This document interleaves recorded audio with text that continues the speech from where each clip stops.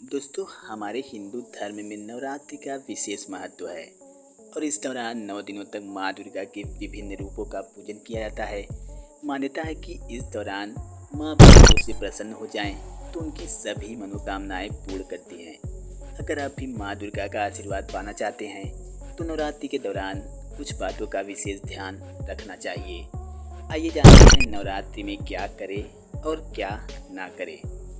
दोस्तों, नवरात्रि का व्रत कर रहे हैं तो ध्यान रखें कि माँ दुर्गा का पूजन सुबह और शाम दोनों समय विधि विधान से करना चाहिए। साथ ही माँ दुर्गा की आरती भी अवश्य करें। पूजा करते समय दुर्गा चालीसा और दुर्गा सप्तशती का भी पाठ करना चाहिए। इससे माँ दुर्गा प्रसन्न होती हैं और जातकों की सभी मनोकामनाएं पूर्ण करती हैं। अगर आप 9 दिनों का व्रत कर रहे हैं तो इस बात का ध्यान रखें कि चारपाई या बेड के बजाय जमीन पर बिस्तर बिछाकर ही सोएं। नवरात्रि में सात्विक भोजन ही ग्रहण करना चाहिए। अगर आप व्रत कर रहे हैं तो इस समय शुद्ध विचार और अच्छे कर्म करने चाहिए। चलिए दोस्तों, अब आपको बताते हैं कि नवरात्रि में क्या नहीं करना चाहिए। दोस्तों, ध्यान रखें कि नवरात्रि में मांसाहार और तामसिक भोजन का सेवन भूलकर भी नहीं करना चाहिए। तामसिक भोजन में लहसुन प्याज भी शामिल है। नवरात्रि के दौरान शराब, पान और गुटखा आदि का भी सेवन करना निषेध होता है। यदि कोई व्यक्ति नवरात्रि का व्रत करता है तो उसे ब्रह्मचर्य के नियमों का पालन अवश्य करना चाहिए।